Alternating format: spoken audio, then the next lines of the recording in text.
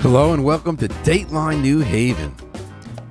Today we're doing headlines and baselines as Paul Bass inviting you to look behind the headlines and the stories that make our community tick. We'll be talk about headlines in the New Haven Independent, little commentary on them, and then songs inspired by the news. Here was the big headline of the week. Defunct grenade found at Tweed. Because, Tweed used to be the sleepy airport. Now they have about 450 flights per hour going all over the world from Tweed in Morris Cove. And for some reason, people think that it was too noisy or something. But in any case, it really got dramatic the other day because yesterday, we got to worry about what happens on our airplanes and our safety. Well, someone tried to bring a grenade on an airplane. Now, it was an old grenade, a vintage grenade. It was not in it. It was hollowed out. But it was enough to delay for an hour people flying to Charleston, South Carolina. Which, actually, I don't know if that's longer than the average wait these days for an airplane. But what didn't happen was they didn't follow what the Dixie Chicks advised, which was on their Wide Open Spaces album, which was Let Her Rip. I can tell there's something you don't want to tell me. It's killing you 'cause the words are hard to find. I know you want to break it to me gently. Well, sweet baby, say what's on your mind.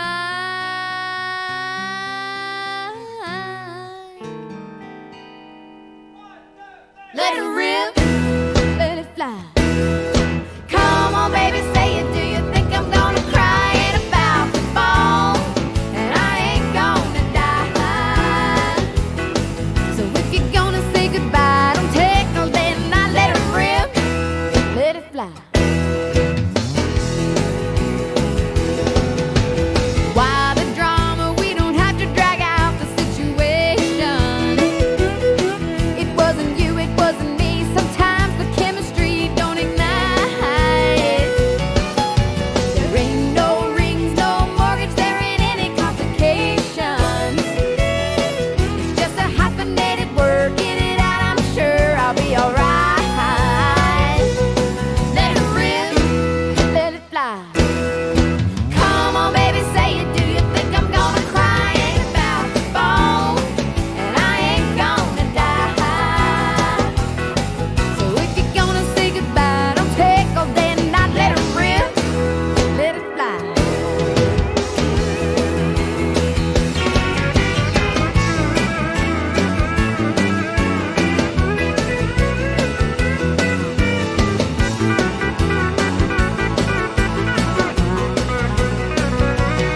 It ain't no big deal, it ain't no great loss. You and I are on the same train of thought. You don't have to tell me where to get off. Maybe I misunderstood you. If you're leaving, baby, would you let it rip, let it fly? Come on, baby, say it. Do you think I'm gonna cry? Ain't about the ball, and I ain't gonna die. So if you're gonna say goodbye, don't take all day and not let it rip, let it fly. So if you're gonna say goodbye, don't take all day and not let it rip, let it fly. Let her rip, let it fly. Dixie Chicks from that genre-bending 1997 release, Wide Open Spaces, a couple of decades before Beyonce similarly set the industry on its back and wondering what it was all about while producing really good music and providing a soundtrack for the news at Tweed, New Haven Airport. You're listening to Headlines and Baselines on WNHH-FM. Here was a headline that was in the Independent. Salve summoned to testify. Yep. Yale president now of his turn, going before the modern version of the House Un-American Action Committee in Congress to grovel before Republicans or hot-dogging the very real issue of anti-Semitism to do what they used to claim they weren't for, which was cancel culture and destroying free speech. They've been hauling university presidents before their committee to talk about the very real problem of anti-Semitism, and then bullying them because of gotcha moments where you can't have a real discussion about when does speech become something you need to argue against versus ban. A few university presidents like Harvard's had the temerity to actually take the questions seriously when they testified and talk about how, as the Republicans until 5 minutes ago used to say, you can't cancel ideas that you don't like, and you can't bully people not to hearing ideas they like. You can't treat kids like snowflakes that they're supposed to be scared of hearing other ideas, that they're trying to outlaw any advocacy of the Palestinian cause. There are real problems with anti-Semitism. That comes up for about 10% of the hearings, and the rest is the presidents, like the President of Colombia, pretending that some of the wacko fundamentalist Christian stuff said about end times is somehow relevant to all this, and that the free speech doesn't belong on campus all of a sudden. So Saleve's going to go after they had pretty relatively mild stuff at Yale, and there was some really ugly stuff said and some really not ugly stuff, and it worked out okay.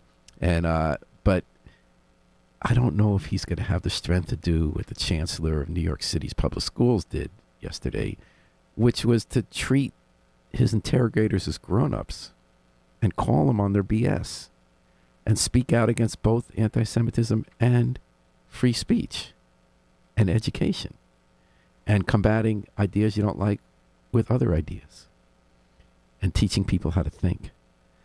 Salve, who's a wonderful guy, has never had much courage in standing up to his own Yale Corporation or really controversy, period. He's leaving. So I had this fantasy, even before yesterday, when I saw what the New York City chancellor did, that since he's on his way out, he's retiring, he's got like a month and a half left. If he just says, you know what? Yeah, I care about anti-Semitism. Matter of fact, I'm descended from a great rabbi, Soloveitchik. And I hated when I heard them supposed peace protesters calling for universal jihad and global jihad and bullying and all that kind of stuff and saying stupid stuff. But I would hate to run a university where we treat kids like snowflakes and have a cancel culture where, for instance, any ideas we don't like, including some of the horrible authoritarian or hate messages that you Republican congressmen promote on other occasions, I'd hate to see you banned from campus because I don't like your speech. So I'm going to stand up for free speech. Now, I'm not banking on it. It's not Peter Saleve's way. But if he wants some encouragement, we're going to play him a song that maybe, because he does love music, can get his bravery up. This is Larry Kerwin and Black 47 with their updated version of Phil Oakes' I Ain't a Marchin' Anymore.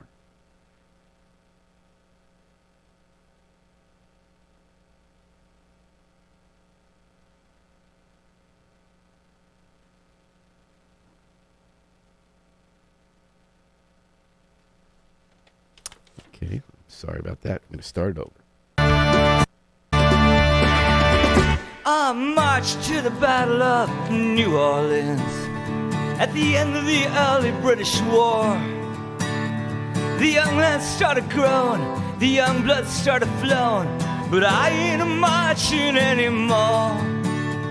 I've killed my share of Indians in 1,000 different fights. I was there at the Little Big Horn. I heard many men lying, I saw many more dying, but I ain't a marching anymore. Always the old lead us to the war. It's always the young to fall. Now look at what we've won with our saber and a gun. Tell me, is it worth it all? I stole California from the Mexican man. I fought in the bloody Civil War. Hey, I even killed my brother, so many others, but I ain't a marching anymore. For I marched to the battles of the German trench, in a war that was about to end all wars. Oh, I must have killed 1 million men, but now they want me back again. I ain't a marching anymore. It's always the rich lead us to the war. It's always the poor to fall. Now look at what we've won with a saber and a gun. Tell me, is it worth it all? For I flew the final mission, the Japanese sky, set off our mighty mushroom roar.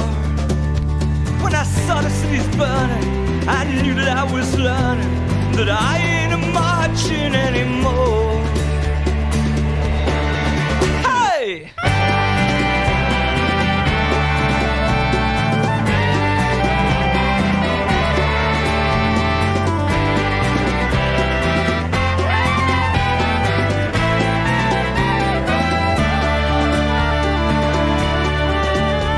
Now the senators are screaming when they close the Air Force Base. Fidel's still kicking on the Cuban shore. Call it peace or call it treason, call it love or call it reason, but I ain't a marching anymore. No, I ain't a marching anymore.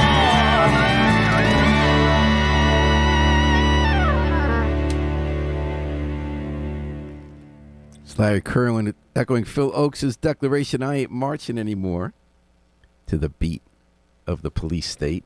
Will Peter Salovey march to it when he testifies before Congress on May 23rd? You're listening to Headlines and Basslines. We're looking at headlines in The Independent, what they make me think, and then what music comes to mind. Here was a headline story I really enjoyed by Thomas Breen and Chernecki. New Haven Dems picked their Chicago 8. Again, the backdrop to the story is the action in the streets with police and anti-war protesters, which actually I would call them pro-war protesters in some cases, but what kind of war? In any case, opposition to the side of a war that U.S. is funding. And what that headline meant was that there's a Democratic National Convention in August to pick a president officially in Chicago. When there last was one in Chicago in 1968, young people upset about U.S.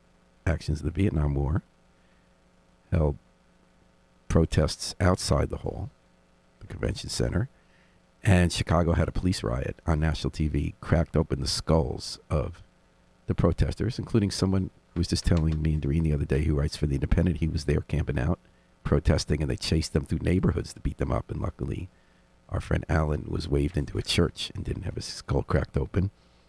Protesters are looking, they say, to cause the same kind of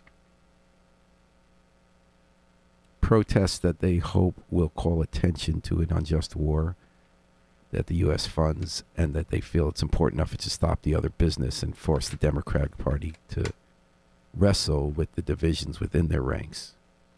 The story of Chicago with the defendants in that case, when some were arrested for conspiracy, the fear among many is that history will repeat itself. Not necessarily that the skulls will be cracked open, although I learned this week when we got reporter credentials for the event, we were advised you have to get separate credentials from Chicago City, so that you can be marked as a reporter when heads are broken. Actually, I was told that. Skulls are cracked. And the idea is that this time they might not go after the reporters, because they did last time. But America did not side, as everyone involved in the protests thought, with the people whose skulls were cracked open. They sided with the police. The Democratic Party was torn in half, succeeded in electing Richard Nixon, a conservative Republican, very pro-war, hardcore red baiter. And it ushered in 40 years until 2008 of conservative government in America that opposed everything the people were marching for. Will that happen again? I don't know. But the people going are looking forward to it. We have people been to conventions before. Among our 8 delegates representing our area, O.J. Tyson was there in 2016. And we have some first-timers. Jacob Schoenberger is a high school student, and he's going to be going. So it'll be interesting what they see. But I think we might be entering an era, if it's a reprise of the old era, I think the soundtrack will best be captured by the Temptations and the song they wrote about what it was like last time and what was happening in America, called Ball of Confusion.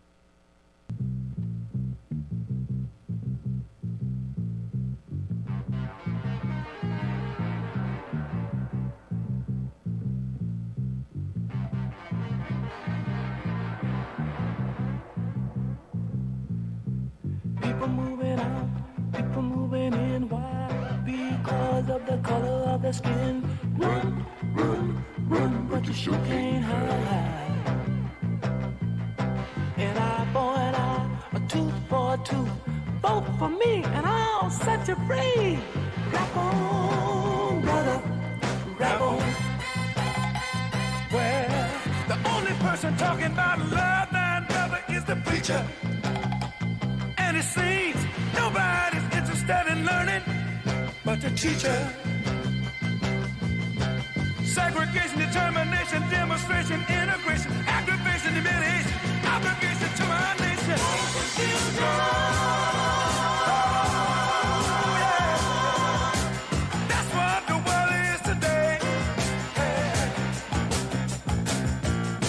The sale of pills are at an all-time high.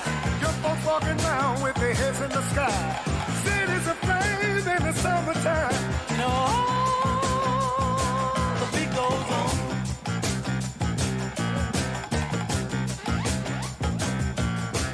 Evolution, revolution, gun control the sound of soul. Shooting rockets to the moon, kids growing up too soon. Politicians say more taxes will solve everything. And the band played on.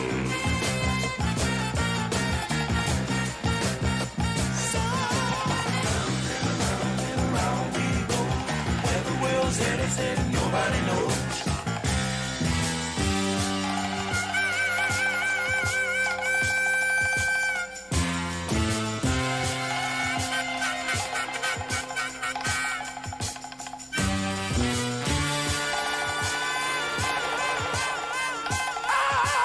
Say ooga booga, can't you hear me talking to you? Just the ball of the future.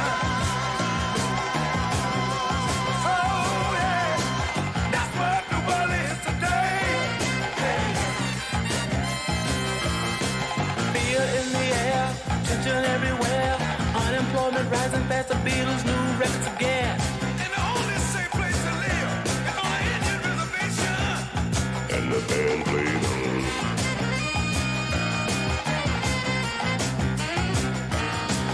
Eve of destruction, tax deduction. City inspectors, bill collectors, cyclone, population all hands. Suicide, too many bills, hippies moving to the hills. People all over the world are shouting in the war.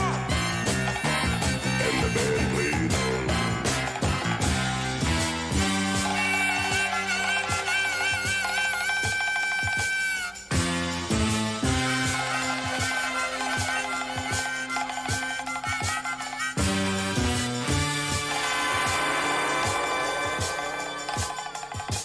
Thank you, Ooga Booga, can't you hear me talking to you? It's a ball of the future.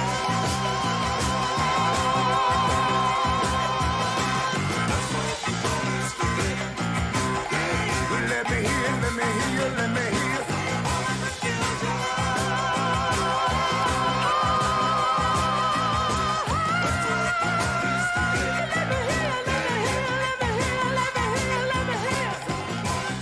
Ball of confusion, boy. Who captured the tenor of the times better than the Temptations when the last time New Haven delegates went to Chicago? Will that be the tenor of the times again? Guess you'll have to keep reading the headlines in the New Haven Independent to find out. You're listening to Headlines and Basslines, WNHH-FM, New Haven's home for community radio. Here's another headline from the Independent this week. Story by Laura Glesby. Alders don't adopt ceasefire resolution. So, as in other parts of the country, the debates over the Gaza war are playing out here, and they're not just debates, people yelling at each other, pointing fingers. We had a resolution for a ceasefire call in Gaza, which probably would have passed at our city board of alders if it weren't basically an opinion tracked for one side of View of World. But there was a 4-hour hearing that, unlike in some other places, didn't get ugly, partly because the alders kept the rules on it, including making it remote. The parts I read in Laura's story and the parts I watched, I thought were actually a very interesting debate. I liked hearing what people had to say. It didn't pass. And in the process, as with so much public debate, everyone's looking for a villain. People who are mad at the alders for how they handled it. People who are mad at the advocates of the position for certain things they chanted or the way they went about it. people mad at the opponents for, depending which side you're on, each side says about the others, denying the humanity of people involved on the other side. I'm going to go out on a limb and say there was no villain. This is tough stuff. People are sincere. They care. That's why they're out there exercising their rights in a democracy. And maybe thinking about human beings as human beings and not looking and think about the complexity of international disputes and wars might be a better way out than looking for the villains. I don't know. But one way to remember what happens to the people in war is to think about the individuals and what it does for them forever. John Prine did that with this classic song, Sam Stone, about a man who came home from Vietnam. Sam Stone came home to his wife and family after serving in the conflict overseas. And the time that he served had shattered all his nerves and left a little shrapnel in his knee. But the morphine eased the pain and the grass grew around his brain and gave him all the confidence he lacked. With a purple heart and a monkey on his back, there's a hole in Daddy's arm where all the money goes. Jesus Christ died for nothing, I suppose. Little pitchers have big ears, don't stop to count the years. Sweet songs never last too long on broken radios. Sam Stone's welcome home didn't last too long. He went to work when he'd spent his last dime, and Sammy took to stealing when he got that empty feeling for $100 habit without overtime. And the gold rolled through his veins like 1,000 railroad trains, and eased his mind in the hours that he chose, while the kids ran around wearing other people's clothes. There's a hole in Daddy's arm where all the money goes. Jesus Christ died for nothing, I suppose. Little pitchers have big ears, don't stop to count the years. Sweet songs never last too long on broken radios. Sam Stone was alone when he popped his last balloon, climbing walls while sitting in a chair. Well, he played his last request while the room smelled just like death, with an overdose hovering in the air. But life had lost its fun, and there was nothing to be done but trade his house that he bought on the GI Bill for a flag-draped casket on a local hero's hill. There's a hole in Daddy's arm where all the money goes. Jesus Christ died for nothing, I suppose. Little pitchers have big ears, don't stop to count the years. Sweet songs never last too long. radios. Sam Stone by John Prine here on Headlines and Basslines, WNHH FM. Another headline from the Independent this week: Yaley's walk for now. New Haven's Part B courthouse on Elm Street, where people get arraigned, make court appearances, was filled with people in keffiyehs who had been arrested challenging power. No, they were not people actually involved in the conflict in the Middle East.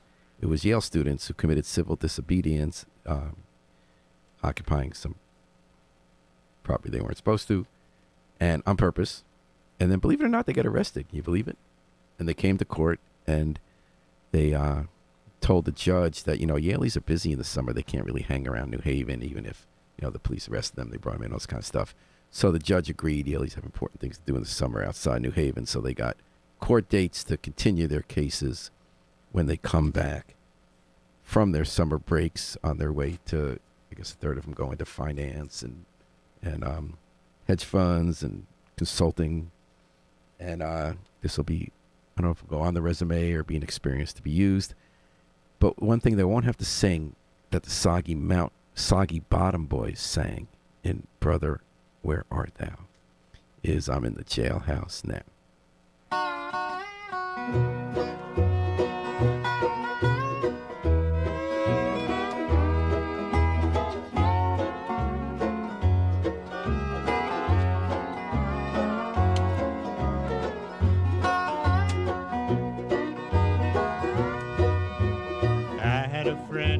Rambling Bob, he used to steal, gamble, and rob. He thought he was the smartest guy around.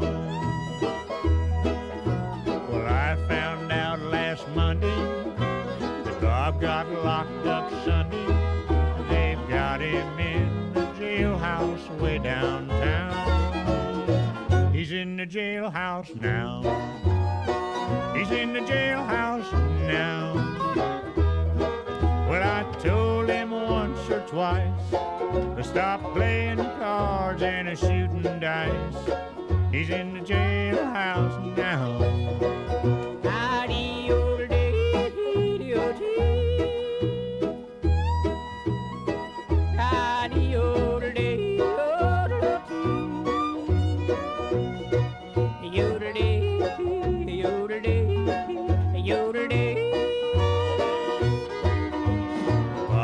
To play his poker, pinochle, whist, and euchre, but shooting dice was his favorite game. Well, he got thrown in jail with nobody to go his bail. The judge done said that he refused the fine. He's in the jailhouse now. He's in the jailhouse now. Well, I told him once or twice to stop playing cards and shooting dice. He's in the jailhouse now.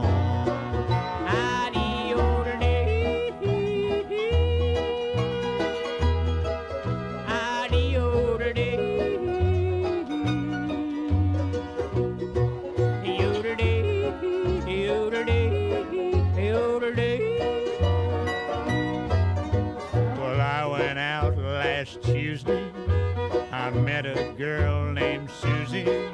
I said I was the swellest guy around. Well, we started to spending my money, and she started to calling me honey. We took in every cabaret in town. We're in the jailhouse now. We're in the jailhouse now. Well, I told that judge right to his face, I don't like to see this place. We're in the jailhouse now.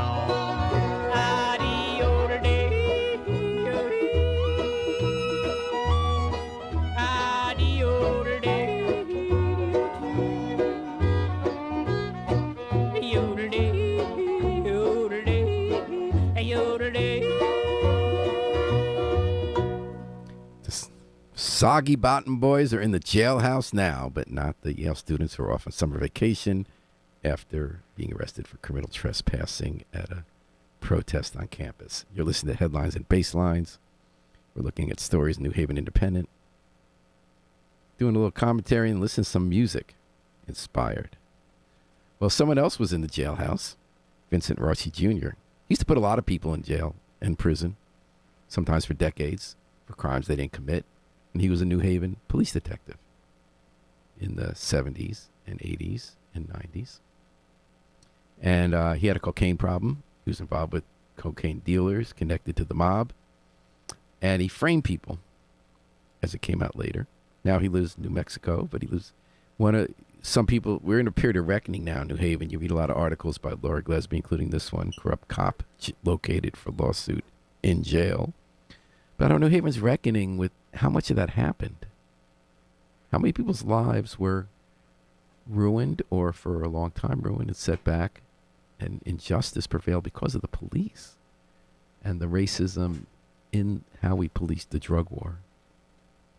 Vincent Rauchi continues to commit crimes or get arrested for committing crimes. So there is a man who's also at Alder right now suing some of the cops involved in the case that put him falsely behind bars. They went looking for Vincent Rauchi, who was involved in this case, though he wasn't the lead in this one. And when they found him and served papers, he was in prison, maybe trial detention in New Mexico, because he's, again, as in the past, been involved in crimes and this time getting arrested for it. So they served the papers. They wanted Vincent to come testify, but for now, authorities might have to channel Otis Redding, who famously sang, "I Can't Turn You Loose."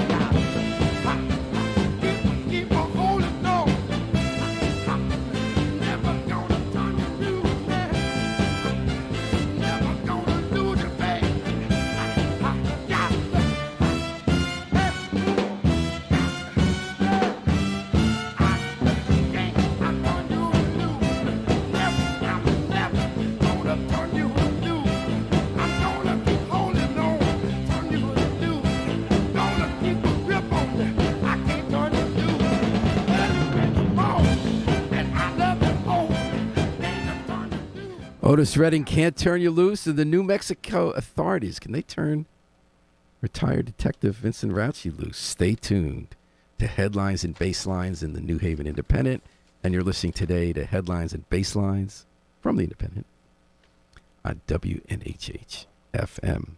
Headline: Milford gun connected to Hill murder. Story with Tom Breen is interesting about the latest arrest made in a murder by New Haven police. And the way the warrant laid it out, here's what happened. Someone had a gun in Milford. They bought it. They lent it to the friend of a relative. That friend lent it to someone else.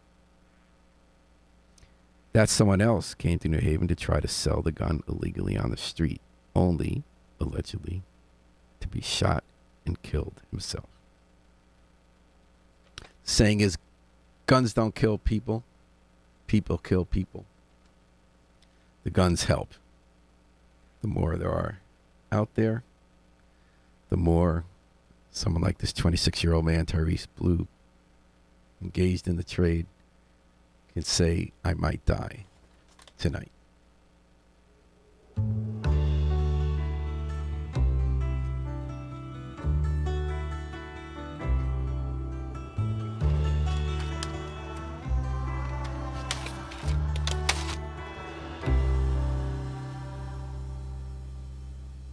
Don't want to work away, doing just what they all say.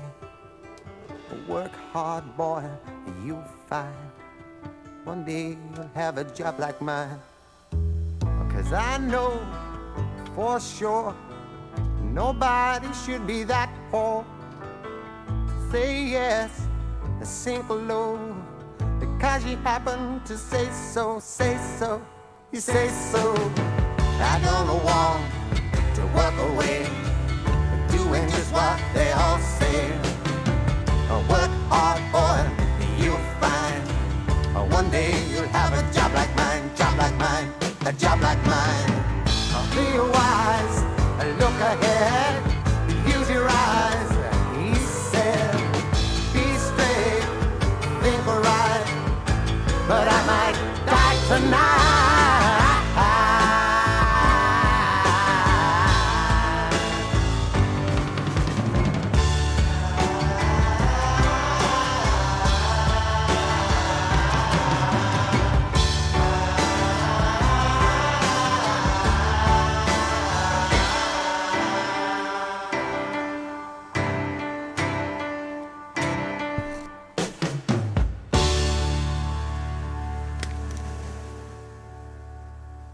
I Might Die Tonight, Cat Stevens from T for the Tillerman. I think that might be my favorite. That's my favorite albums of his. You listen to Headlines and Basslines on WNHH-FM. Here's another headline. Zoning Q. More housing, more parking. One of those great debates that take place at zoning boards or city plan commission in this case about how we rethink our city.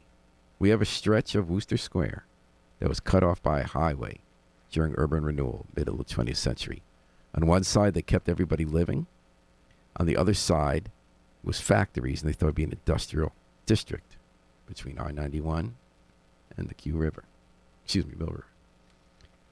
Now we're changing because the factories left, and we're building housing then. We want density. We need more places, housing where people can live. We're recreating neighborhoods that we lost. We're doing it right there. And in general, people think we need to do that so people can afford to live. There's enough housing. And we reclaim parts of our cities that were lost to bad planning. But we also like to have fun stuff to do in cities, and there's a Lost in New Haven museum that's recreating a lot of artifacts from the city in that same district there, hard by the highway. And they're fighting with someone who wants to build new housing who was getting permission for it without needing a lot of parking spaces, because that's another value we have. We think in a city, a lot of people don't need cars. We shouldn't build around a car. We should build around mass transit and walking and biking. So these two entities are fighting about like what should be in the neighborhood. Should there be more parking so people can go to this museum in case they do? Or should there be just more housing? And everybody's got a different problem to solve. So here is a simplistic answer to all that, which is channel Joy Oladican and say, we'll work it out together. Problem. I got a problem too. You have to. I just went to an anniversary thing and we did line dancing at the end of it. It was wonderful. I was like, yay! I'm sorry. I believe an old episode for some reason from WNH was playing on our system. I'll try it again. I'll try playing that song again. 1 second. You Got a Problem by Joy Oladican. we won't get through this hour. So go ahead and tell me some of your organizations.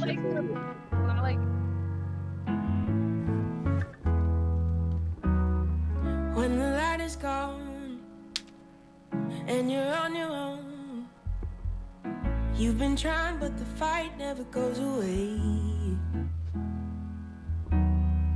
And you don't know when the sun will shine again. All you gotta do is look my way. If you got a problem, I got a problem too. If you're standing at the bottom, I'll reach out for you. If you need someone to lean on, baby, I can be strong. I will carry you through. If you got a problem, I got a problem too. Everybody needs something to believe. If you want, you can always put your faith in me. I don't know it all, but I know how it feels to fall. With a helping hand, you find your feet. If you got a problem, I got a problem too. If you're standing at the bottom, I'll reach out for you. If you need someone to lean on, baby, I can be strong. I will carry you through. If you got a problem, I got a problem too. If you're lonely, if you're down and out, holding out for a better day, call out for me, I'll come running, and we'll find a better way. If you got a problem, I got a problem too. If you're standing at the bottom, I'll reach out for you. If you need someone to lean on, baby, I can be strong. I will carry you through. If you got a problem, I got a problem too. If you got a problem, I got a problem too. If you need someone to lean on, baby, I can be strong. I will carry you through. If you got a problem, I'll reach out for you. Joy Olodokun channeling Bill Withers.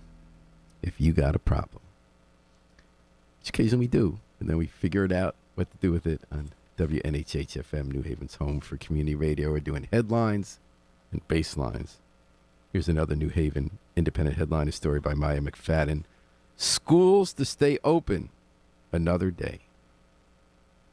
Great moments in education policy. So there's a set number of days you need to have of school every year under state law. Sometimes it gets complicated because of storms. You had to close school more than you expected, the number of snow days you're going to have. So they add another day on, but everyone knows it's phony. You come in and you go in for an hour or two, a little more, and you watch videos. You run around the playground. It's not the end of the world. But this wasn't the weather this time that they said, oops, we're short one day. They closed all the schools in New Haven on April 2nd for a presidential primary that really wasn't much of a presidential primary. Everyone knew who was going to win. And not that many people voted. They closed all the schools, so in some schools, every hour, one or two people might come to vote. The way that when you have school, people come during the hour to deliver food, to pick up their kids early. Who knows? There was everyone was confused, like, why are you closing school today? So kids see some people vote and we still can have school. So now this extra day they're adding is Monday, June 17th. So not only are they pretending to have a longer school day where they bring in the teachers and the kids for a farce, but they got to do it after the weekend when their summer's starting. Not the end of the world, not the biggest deal. But I'm not sure learning's going on that day. Or maybe what'll happen is a day like the coasters described in school when Charlie Brown, among other things, called the teacher Daddy-O. Fee, fi, fi, fo, fo, fum. I smell smoke in the autumn. auditorium. Charlie Brown, Charlie Brown, he's a clown. That Charlie Brown, he's gonna get caught. Just you wait and see. Why is everybody always picking on me? That's him on his knees. I know that's him yelling 7 come 11 down in the boys' gym. Charlie Brown, Charlie Brown, he's a clown. That Charlie Brown, he's gonna get caught. Just you wait and see. Why is everybody always picking on me? Who's always writing on the wall? Who's always goofing in the hall? Who's always throwing spitballs? Yes, Who, me? who walks in the classroom cool and slow? Who calls the English teacher daddy-o? Charlie Brown, Charlie Brown, he's a clown. That Charlie Brown, he's gonna get caught. Just you wait and see. Why is everybody always picking on me?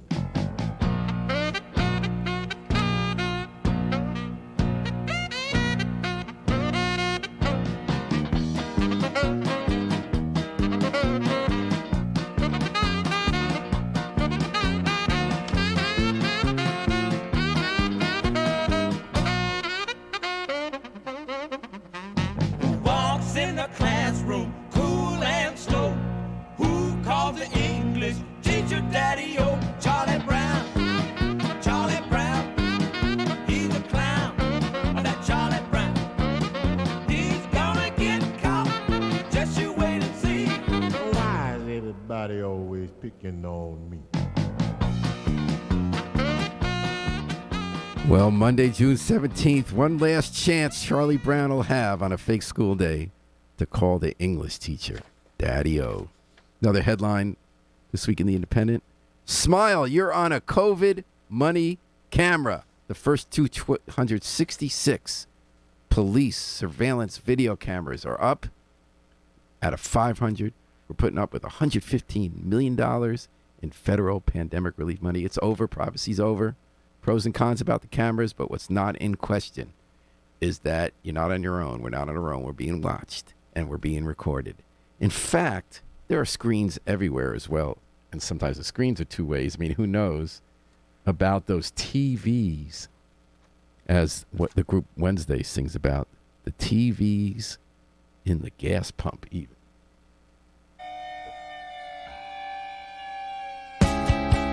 Highway sign fell down in this town. Dresser on the side of the road. Pick it up. Swing set in a big fucking field.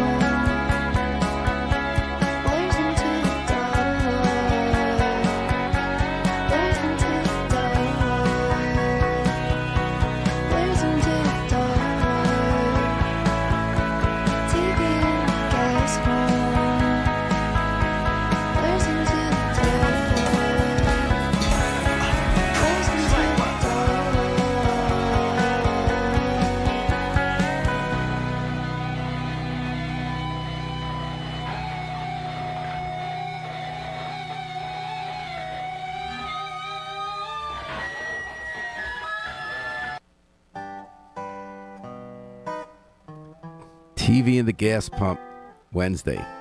Thanks for listening to Headlines and Basslines on WNHH FM. Thanks for reading the New Haven Independent. And thanks to Harry Droz, the best station manager in the business. We're going to take it out with the Afro-Semitic Experience, performing I Wish I Knew How It Would Feel to Be Free, from the group CD, A Plea for Peace. This is Paul Bass inviting you to fly free with us all day and all night long. WNHH, New Haven's home for community radio.